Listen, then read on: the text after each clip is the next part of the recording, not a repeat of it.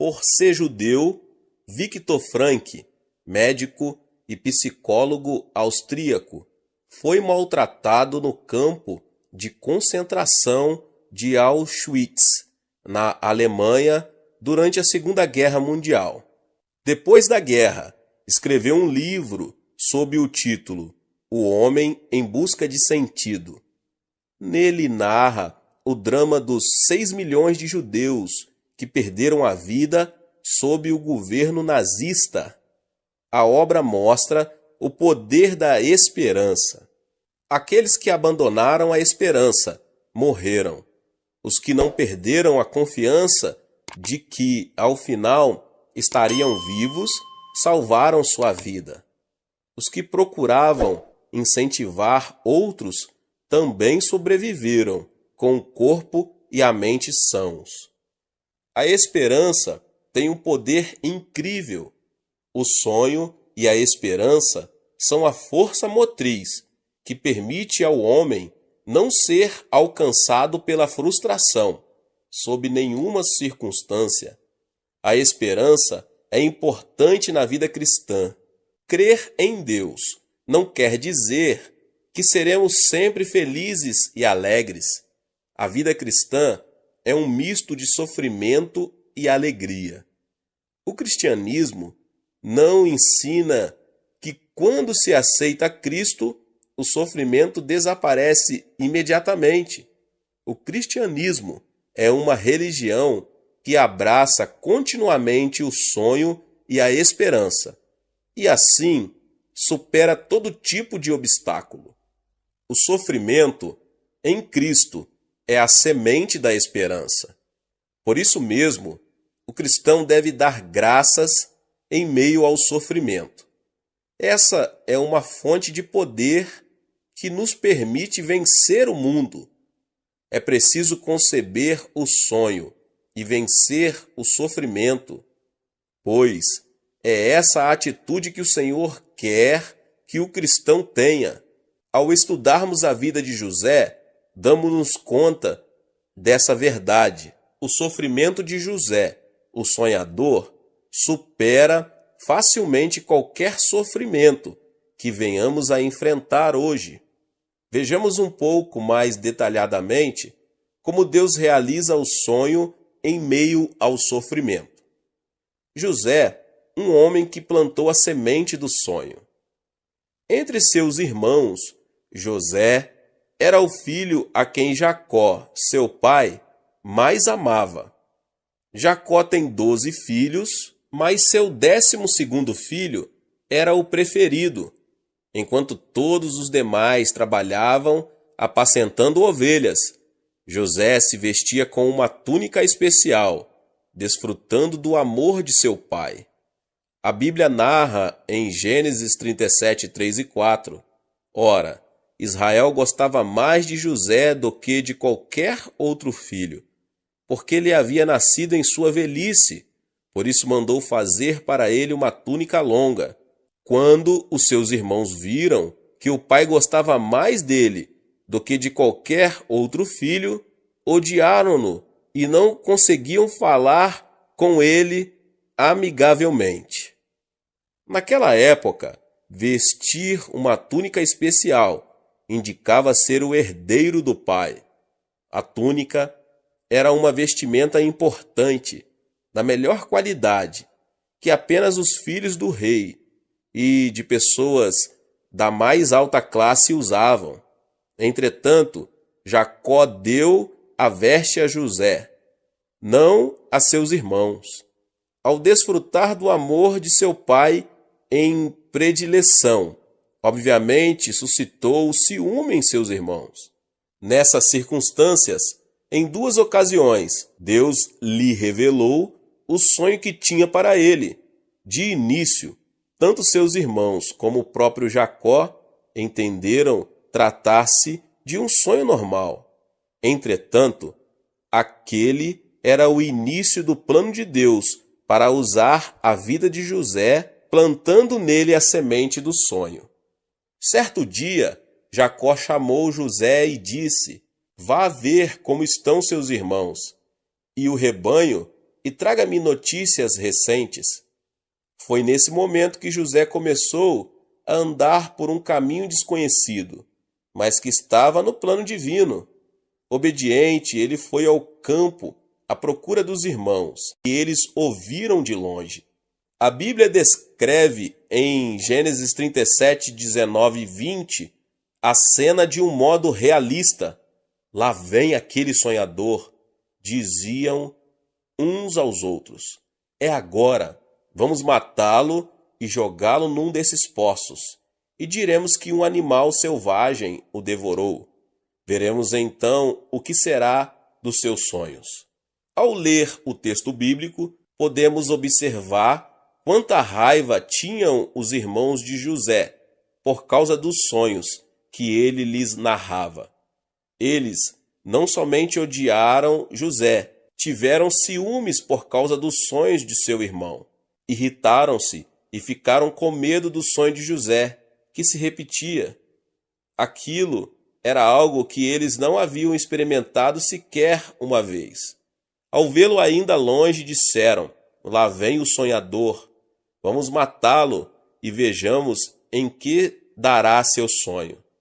Os irmãos estavam com muita raiva por José ter tido e narrado aqueles sonhos. Estavam a ponto de querer destruí-lo à força. O sonho de Deus, porém, supera o poder do homem. Não tem efeito nenhum o intento dos que querem dissipar e fazer fracassar o sonho dos visionários, porque o sonho está sob o controle de Deus e, portanto, a revolta do homem não tem nenhum poder sobre ele. Os irmãos de José tiraram a sua túnica e o jogaram num poço. Depois, comeram a comida que José havia trazido para eles e disseram: vejamos o que acontece com seu sonho. José foi jogado num poço muito escuro. Era um vale deserto. Morrer de fome era questão de tempo se seus irmãos o abandonassem ali, indo para outro vale. José, porém, pôde vencer a aflição porque tinha um sonho em seu coração. Ele pensou no sonho de Deus, mesmo estando no fundo do poço. Uma lição importante que podemos aprender aqui é acreditar quando se sonha o sonho de Deus. É esse sonho que passa a nos governar. No caso de José, o sonho começou a conduzi-lo quando ele entrou na dimensão dos sonhos. Os irmãos de José pretendiam deixá-lo morrer de fome. Entretanto, assim que José foi jogado no poço, passaram por ali alguns mercadores ismaelitas. Foi nesse momento que um dos irmãos, Judá, lhes fez uma proposta: que ganharemos se matarmos o nosso irmão e escondermos o seu sangue? Vamos vendê-lo aos ismaelitas. Não tocaremos nele, afinal é nosso irmão, é nosso próprio sangue. E seus irmãos concordaram. Gênesis 37, 26 e 27. Essa cena mostra como Deus começou a atuar na vida de José. O plano de Deus excede as expectativas humanas. De acordo com o pensamento humano, não havia como José ser resgatado por seus irmãos, já que eles o haviam jogado no poço. O que esperava José era a morte. Entretanto, o aparecimento dos mercadores ismaelitas não deixa de ser um plano divino. Deus permitiu que José fosse vendido como escravo para o Egito. O Senhor operou sobre as circunstâncias e o enviou para o Egito, porque José tinha o sonho de Deus. Podemos perceber qual era o sentimento de José. É certo que esse homem havia começado a sonhar com Deus. Por outro lado, é certo que também uma tempestade de dúvidas o estivesse açoitando.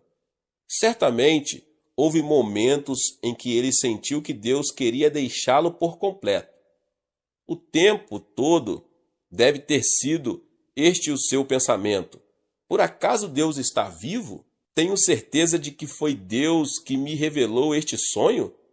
Então, por que estou enfrentando essas dificuldades? Além disso, deve ter sentido medo, com lágrimas nos olhos, questionando se Deus o havia abandonado. Em sua viagem até o Egito, sentiria o desespero de não poder ver seu pai novamente e de lembrar-se do desejo de vingança de seus irmãos que os levaram a traí-lo.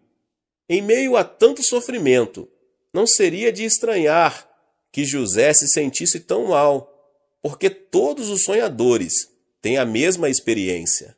Por mais que tenham concebido o sonho de Deus, se as circunstâncias não acompanham esses sonhos, eles chegam a pensar: isso será da parte de Deus?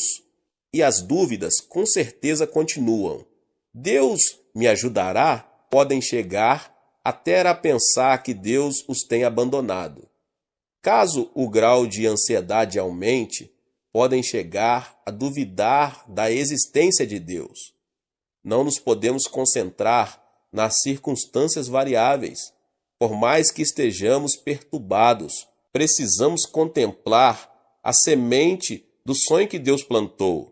Devemos crer que essa semente foi plantada em nós, mesmo que as circunstâncias se nos apresentem adversas e obscuras. Quando alguém persevera em esperança, vê chegar o tempo quando a semente produz flores e frutos. Mesmo encontrando-se em situação frustrante, José lembrou-se de que por 2 vezes recebera de Deus uma semente de esperança. Por isso, ele se apegou à confiança que revela: chegará o dia em que a semente da esperança dará seu fruto. Apesar de tudo o que eu tiver de passar, mesmo em meio à desesperança, José não murmurou, não retrocedeu, nem deixou que a frustração o dominasse. A esperança tem poder suficiente para manter a vida inteira de uma pessoa. Graças a esse sentimento, não somente José, como também multidões tornaram-se capazes de viver uma nova vida. Durante a Segunda Guerra Mundial, o rabino Uger Green sofreu todo tipo de violência num campo de concentração na Alemanha. Terminada a guerra, ele escreveu um artigo publicado na revista alemã Der Morgen, que narrava o seguinte: corria o ano de 1944 e era um dia muito frio de inverno. Naquela noite, meu pai nos reuniu, a mim e alguns amigos, num flanco do edifício. De repente, ele tirou do bolso uma vasilha de barro e um pedaço de queijo. No campo de concentração, não se podia conseguir um pedaço de queijo. O certo, porém, é que meu pai deixou derreter o queijo, umedeceu o pavio e depois ateou fogo no queijo. Por que o senhor não come o queijo em lugar de despedaçá-lo? Perguntei. Fixando o olhar na chama, meu pai respondeu: o homem é capaz de viver 3 semanas sem comer. Certa vez, sofri por falta de água durante 3 dias seguidos, mas sobrevivi sem nenhum tipo de problema. No entanto, como você sabe, sem esperança, o homem não pode viver 1 hora sequer.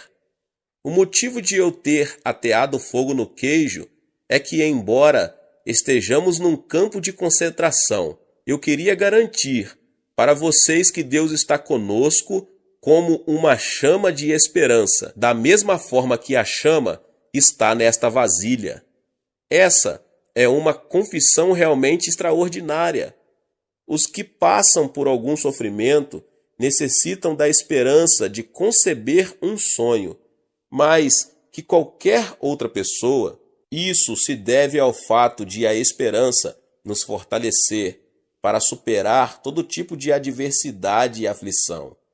Jesus Cristo representa todos os que foram vivificados pela esperança em meio ao desespero. O desespero sentido por Jesus é algo que não se pode descrever com palavras humanas.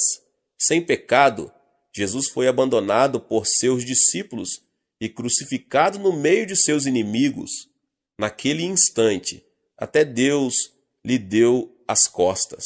Foi tão dolorosa a situação que Jesus disse em voz alta: Eloi, Eloi, lama sabachthani, que significa: meu Deus, por que me desamparaste? Mesmo em meio ao desespero, Jesus abraçou em seu coração a esperança da ressurreição. Foi por isso que, depois de sepultado por 3 dias, ele ressuscitou, venceu a morte e o Hades e converteu-se na chama eterna da esperança. O cristianismo é a fé que aceita um Cristo como este. Devemos nos lembrar de que, mesmo em meio à escuridão total, a chama da esperança não se apagou. Neste sentido, a fé cristã consiste em contemplar a esperança da ressurreição em meio à morte da cruz. A semente da esperança da primavera já foi plantada em meio ao frio do inverno. Por mais que os lagos se congelem e tudo pareça dizer que a primavera jamais chegará, a esperança da primavera já foi semeada. Em seu devido tempo ela surgirá, trará flores e frutos. Assim, todo aquele que está em Cristo nunca deve perder a esperança. Esta é a história do professor Toyohiko Kawaya, considerado uma das grandes personagens mais importantes do século XX. Ele nasceu no campo e chegou a Tóquio com a idade de 15 anos. Trabalhava limpando o chão da redação de um jornal e, durante a noite, dedicava-se aos estudos em cursos rápidos, até que um dia, aos 21 anos, viu-se diante de um grande muro de desesperança.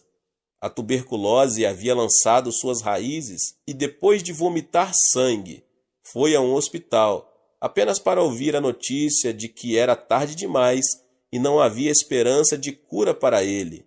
Sua frustração foi muito grande. De acordo com a avaliação humana, estava tudo perdido. E é óbvio que ele perdera a esperança. Depois de passar dias de cama, ao descobrir que não havia nenhuma esperança, decidiu pôr fim à sua vida, para não dar trabalho a ninguém. Alguns anos antes, porém, ele havia aceitado o Evangelho de Cristo, que lhe fora apresentado por um missionário estrangeiro. Quando estava prestes a se suicidar, ouviu uma voz recriminando-o. Por acaso Jesus pensou em se suicidar quando seus discípulos o traíram? Mesmo ao carregar a cruz, Jesus não se deu por vencido, porque tinha a esperança da ressurreição. Ainda que se encontrasse em meio à frustração e à desesperança, ele nunca se deu por derrotado. Graças a essa voz, Toyohiko se deu conta de algo mais importante. Se esse Jesus está em mim, eu também tenho a esperança da ressurreição. Porque a ressurreição de Jesus está em mim, não levarei em consideração a desesperança. Visualizarei a ressurreição. Vou começar de novo. Levantou-se e colocou seus pertences num carrinho de mão e foi viver numa região muito humilde chamada Nigaya. Foi o lugar que ele escolheu para anunciar o evangelho da esperança de Jesus Cristo, ajudando as prostitutas, alcoólatras e criminosos. Vocês estão vivendo num bairro muito pobre. Muitas são prostitutas, outros alcoólatras e criminosos. Mesmo assim, há esperança para vocês. Se receberem Jesus Cristo como seu Salvador, a semente da esperança brotará, dará fruto e vocês se transformarão em homens e mulheres totalmente novos, dizia-lhes Toyohiko Kawaya. Ele não cessou de anunciar o evangelho da esperança, mesmo quando se encontrou em meio ao desespero da enfermidade e da morte. Foi assim que a tuberculose foi vencida pela esperança. Deus prolongou seus dias e todos se lembram de como aquele homem anunciou Jesus e fez florescer a mensagem do Evangelho naquela área pobre. Momentos antes de entrar naquele bairro desprezado, o professor Kagaya escreveu: Eu, Toyohiko Kagaya, estive morto e ressuscitei recentemente. Comecei a viver a ressurreição eterna, atravessando a linha da morte. Ainda que a desesperança o castigue e a morte o ameace, você pode começar a viver uma vida nova, se tão somente descobrir a esperança de Deus. A esperança converte-se numa semente que dará fruto amanhã, bastando para isso que você despreze a desesperança e abrace a esperança. Agora veja Deus em meio aos sonhos de José. José não atravessou o vale de sombra e morte sozinho.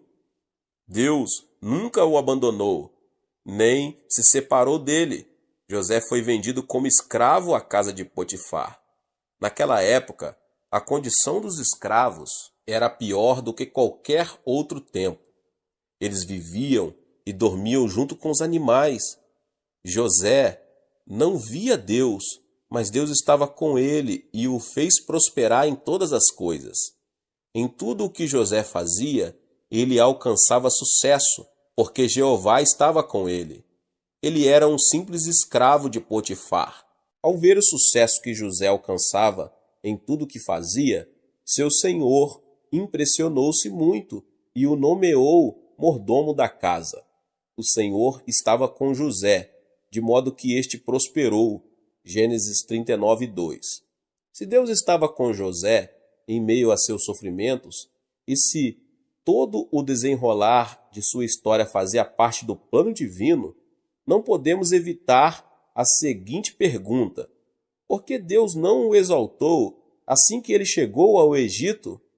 Se Deus havia planejado usá-lo, por que desde o começo não o estabeleceu num posto de liderança, de acordo com a sabedoria humana? Isso é incompreensível. Entretanto, meditando na relação entre o oleiro e o barro, podemos entender o porquê de todas as dificuldades vividas por José. Por si só, o barro não pode transformar-se num vaso. Só nas mãos do oleiro o barro pode ser transformado num instrumento útil. O oleiro não pode usar a terra em seu estado bruto.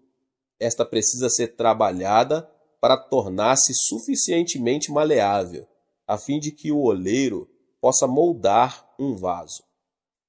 O plano de Deus foi trabalhar a vida de José durante 10 anos, com o objetivo de usá-lo como um vaso grande e precioso. O sofrimento de José continuou porque seu destino era um vaso melhor. Quando Potifar nomeou José mordomo da casa, a esposa de Potifar começou a tentar José. Pediu-lhe várias vezes que se deitasse com ela. José, porém, repeliu-a. Certo dia, enquanto todos os servos trabalhavam fora da casa, José entrou para cumprir as tarefas e foi assediado pela esposa de Potifar. Ao se levantar pela manhã, vendo José dentro da casa, ela viu a oportunidade, abraçou-o e disse, tentando José: "Vamos, deite-se comigo." José refutou aquele convite replicando: "Não posso cometer esse pecado." No entanto, ao fugir, não pôde levar com ele o seu manto, porque a esposa de Potifar o havia segurado em suas mãos. E foi justamente isso que aconteceu. A esposa de Potifar, pegando a túnica de José, começou a gritar: "Fui ofendida e maltratada. José quis me assediar sexualmente, e quando eu gritei, ele fugiu." Com essa tática, ela culpou José de tê-la assediado. Era o começo de uma nova etapa de sofrimento para ele. Não havia testemunha. Além do mais, a mulher era nada menos que a esposa de Potifar. Ninguém se pôs a favor de José. Ele era um simples escravo. Não podia sequer justificar-se. Tendo ouvido o grito, todos os escravos correram para a casa de Potifar, que supostamente estava no palácio de Faraó. Ele chegou em sua casa apressadamente. Com toda a certeza, maltratou e expulsou José. Nessa época, o escravo não tinha nenhum direito legal. O dono podia matá-lo como a um animal. Além disso, o adultério era considerado um pecado tão sério que era preciso que aquele que o cometera fosse a julgamento. O futuro de José era tenebroso. A única coisa que lhe restava era o próprio corpo, porque seus irmãos o haviam vendido como escravo. Mas até mesmo a sua integridade física estava em perigo. Foi nesse momento que José lembrou-se dos sonhos que tivera. A aflição é a morte do passado, enquanto a esperança é o começo do futuro. Certamente, o pensamento de José era este: se eu morrer nessa circunstância, como se realizarão os sonhos nos quais meus irmãos se prostravam diante de mim? Se esses sonhos me foram dados por Deus, Ele os cumprirá, ainda que em meio a uma situação tão desalentadora e sem esperança como esta. Era exatamente isso que Deus estava fazendo, guiando a vida de José por meio dos sonhos. O adultério merecia uma pena imediata, mas Potifar mandou que José fosse lançado no cárcere, onde estavam todos os presos por motivos políticos. Deus fez que José continuasse vivo, levando-o para um lugar a que jamais poderia ir por causa de sua posição social inferior. Quando alguém concebe sonhos e esperança e não os abandona, a semente da esperança dá seu futuro. Como depois de um frio inverno, a primavera do universo brota e traz consigo um novo tempo. Aquele que tem Cristo no coração vence a morte e produz o fruto da ressurreição. A semente da ressurreição que Cristo nos deu tem o poder de frutificar em qualquer circunstância. Certa vez, expedicionários ingleses descobriram sementes dentro de uma pirâmide no Egito. As sementes tinham 3.000 anos. Muitos pensaram que elas estavam mortas. Entretanto, levadas para a Inglaterra e plantadas, deram fruto. Se uma semente, cerca de mais de 3.000 anos, pôde dar fruto, quanto mais nós, que temos a semente de Jesus Cristo em nosso coração. Certamente, teremos sucesso em tudo, como se enche de felicidade a nossa alma, e teremos saúde e vida em abundância, podendo ver o fruto da vitória. Foi isso que José experimentou.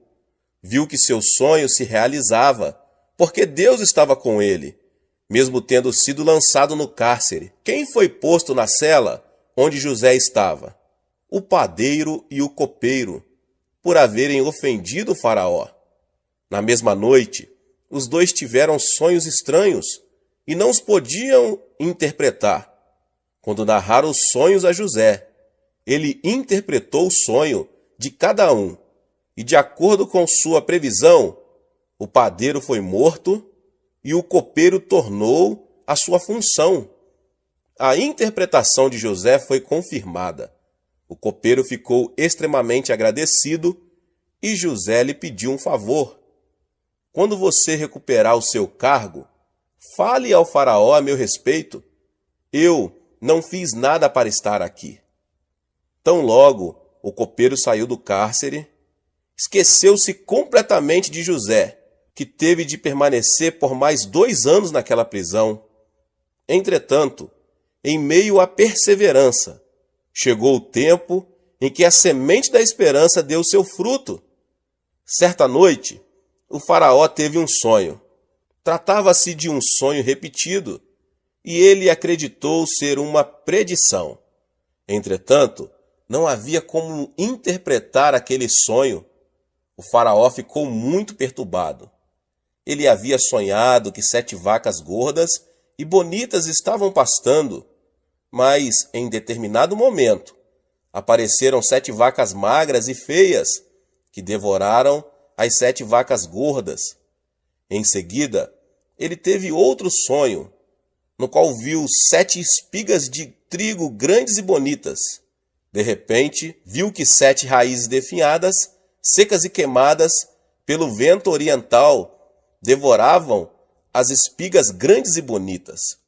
Como se tratava de uma predição, o faraó chamou todos os mágicos do Egito, mas ninguém foi capaz de interpretar o sonho do rei.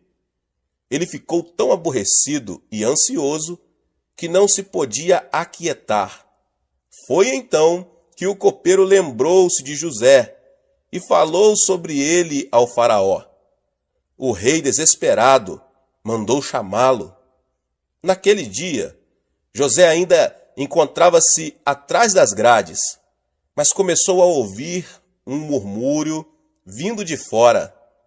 E de repente entrou um cabeleireiro e começou a fazer sua barba e cortar seu cabelo. Depois o fizeram banhar-se, vestiram-no e o levaram até o palácio numa carruagem real. Num piscar de olhos, as circunstâncias haviam mudado. O sonho do faraó estava realmente sendo usado para o cumprimento dos planos divinos. Havia chegado a hora em que os sonhos de José começaram a brotar e a dar fruto, e a sua taça passou a transbordar a graça divina. Era um momento em que a semente guardada por José durante muitos anos começava a dar fruto. A semente da esperança, plantada na terra do sofrimento, dá o seu fruto em seu devido tempo. Se você semeia a semente de Jesus Cristo na terra do sofrimento e da aflição, ela dará seu fruto. Cristo, a ressurreição e a vida, faz que brote e dê fruto em nossos dias. Para os que amam a Deus e foram chamados segundo o seu propósito, tudo contribui para o bem e produz o fruto. Essa verdade imutável tornou-se visível na vida de José. Ele se apresentou ao faraó e não só interpretou o sonho, como lhe revelou a maneira pela qual poderia resolver o problema.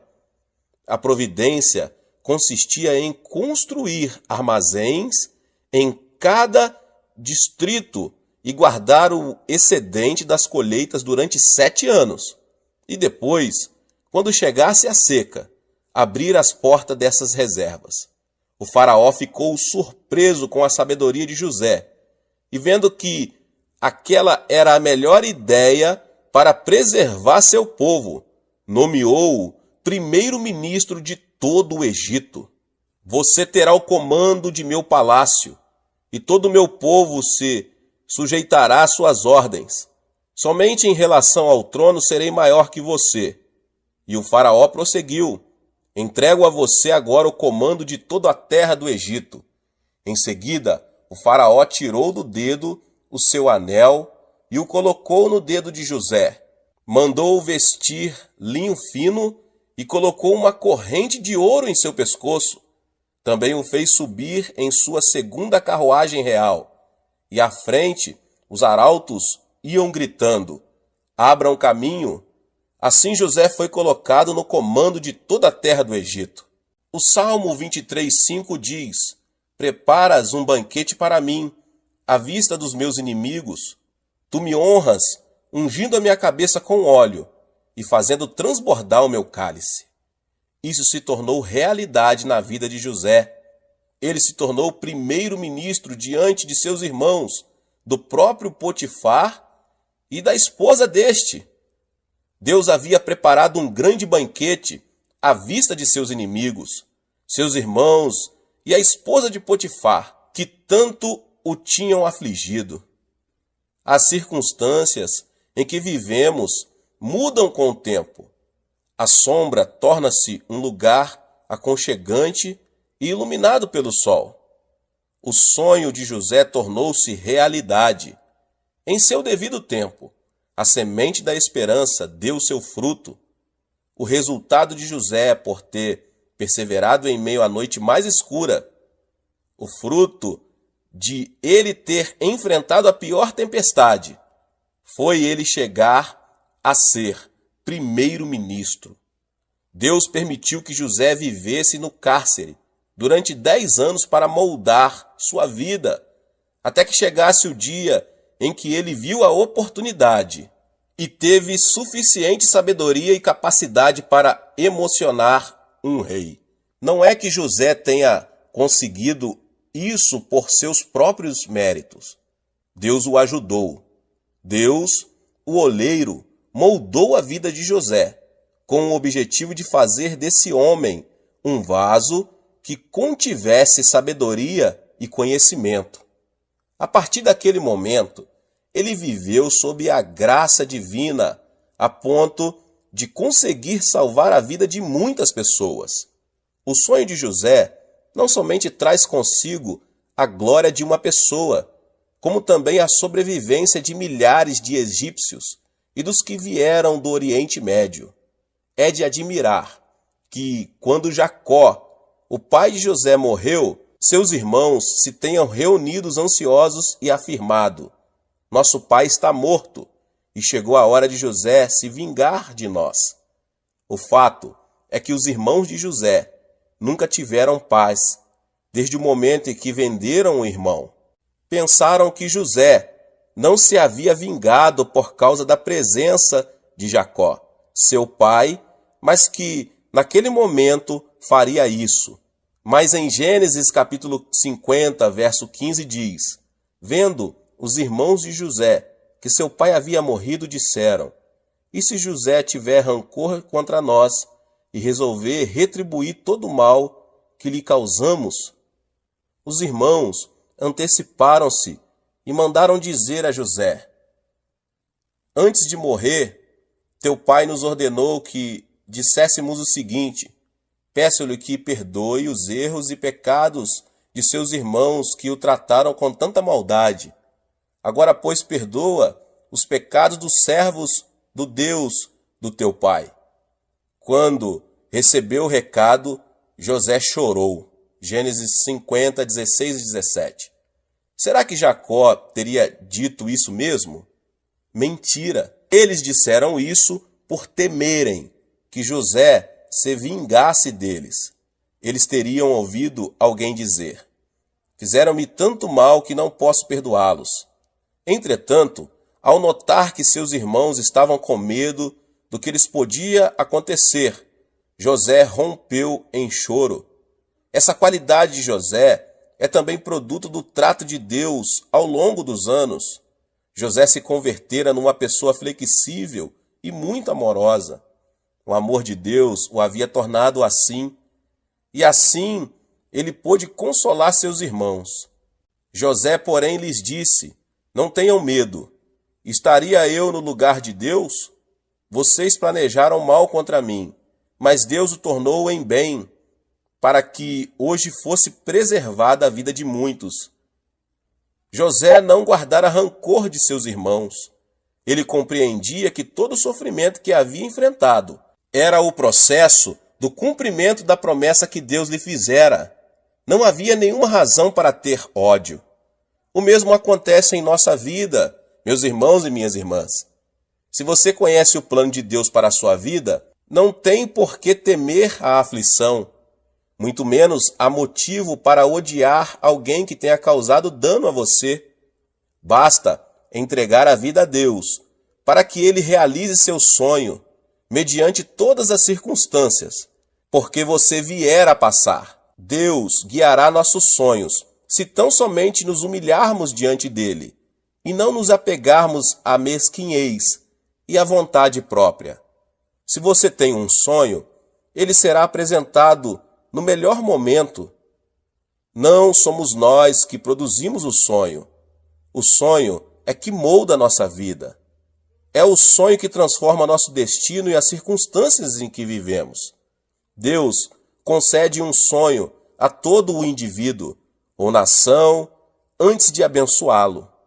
Durante a Segunda Guerra Mundial, foram assassinados mais de 6 milhões de judeus. Por isso, muitos pensaram que os judeus jamais conseguiriam se reerguer outra vez. No entanto, como vive o povo judeu hoje? Recuperou seu território e continua a manter-se como uma das nações mais poderosas do mundo. Como é possível que um povo, depois de severamente destruído, tenha se levantado de novo? Isso aconteceu porque esse povo manteve sua esperança em Deus. Nas paredes de uma prisão feita para judeus, permanecem gravadas algumas palavras. Podemos perceber que foram homens de esperança que ali deixaram o que está escrito: creio. Creio que ainda que não haja sol, ele está oculto atrás das nuvens. Creio. Creio que mesmo que eu não o perceba, Deus me ama. Creio. Creio que mesmo mantendo silêncio, Deus está vivo. Estas são as palavras de um judeu anônimo, escritas naquela parede momentos antes de ser executado. Mesmo encontrando-se em meio à aflição, quando a esperança seria a última coisa a se manifestar, aquele homem creu em Deus e manteve sua confiança nele. Foi esse mesmo padrão de esperança que levou o povo de Israel a se reerguer. Se Deus está com o povo, a chama da esperança dessa nação jamais se apagará. A fé cristã é uma continuidade da cruz e da ressurreição. Se existe morte na cruz, segue-se a ela a ressurreição. Outras religiões não oferecem a esperança da ressurreição. Esta vem sempre depois da cruz do Evangelho de Jesus Cristo. A morte chega para o cristão, mas depois dela vem a ressurreição. Isso porque Jesus é a semente da morte e da ressurreição. Porque a semente da ressurreição foi plantada na morte. É que esta é sucedida pela ressurreição. Toda a aflição enfrentada pelo crente em Jesus Cristo leva em si a semente da esperança. Nenhuma aflição é capaz de destruir a esperança. Desesperança nenhuma pode esmagar a esperança. Não devemos temer a desesperança. Luke Lingel afirmou: não tenha medo da sombra, porque a sombra indica perto de onde você está existe luz. Green Whiter, famoso poeta norte-americano, asseverou: por trás das nuvens estão ocultas estrelas, e o sol brilha em meio à tormenta. Deus, que ama todas as coisas, guardou esperança para todos. Por trás da desesperança, espera-nos a esperança e o sonho que Jesus tem para nós. Devemos ver com os olhos espirituais a luz que resplandece por trás da escuridão. Só assim poderemos caminhar até a luz. Se nos concentrarmos na escuridão, jamais veremos a luz por trás das trevas. Imagine o sonho de Deus que permitirá que você vença o sofrimento. Então, o território de sua vida se ampliará como território divino. Os milagres se manifestarão. Os sonhos que pareciam impossíveis se tornarão possíveis em Deus. Receba o sonho de Deus, guarde a semente da esperança e alcance esse sonho. Quando alguém é capturado pelo sonho de Deus, converte-se numa pessoa que nem o mundo pode segurar, já que sua vida é conduzida pelo poder do sonho do Senhor. Os obstáculos não podem ser impedimento para ele. Há momentos em que aparecem ondas gigantescas que ameaçam a vida do sonhador. Essa é a hora em que alguém pode perder e abandonar o sonho. Contudo, o sofrimento é um tempo em que o sonho de Deus demonstra sua força, como nos mostra a vida de José. Para o sonhador, a aflição não é um obstáculo. Antes, é o processo que leva à perfeição. Assim, podemos nos conservar tranquilos, pois Deus tem o poder para vencer qualquer obstáculo. Trabalha para o nosso bem. O segredo da sabedoria da vida está em sonhar com êxito, porque o mundo é atraído pelos sonhadores e não se opõe a eles, em nome de Jesus. Deus abençoe a vida de cada um dos irmãos e irmãs que ouviram essa palavra do pastor David Poyong Cho. Se você não é inscrito aqui no canal, se inscreva no canal, ative o sininho das notificações para você não perder nenhum vídeo que são postados aqui todos os dias. Deixe também o seu like e não esqueça de compartilhar essa palavra com as pessoas que você mais ama. Deus te abençoe e nos vemos nos próximos vídeos. Amém. Levanto os meus olhos para os montes e pergunto: de onde me vem o socorro? O meu socorro vem do Senhor, que fez os céus e a terra. Ele não permitirá que você tropece. O seu protetor se manterá alerta. Sim, o protetor de Israel não dormirá. Ele está sempre alerta. O Senhor é o seu protetor. Como sombra que o protege, ele está à sua direita. De dia o sol não te ferirá, nem a lua de noite. O Senhor o protegerá de todo o mal, protegerá a sua vida. O Senhor protegerá a sua saída e a sua chegada, desde agora e para sempre.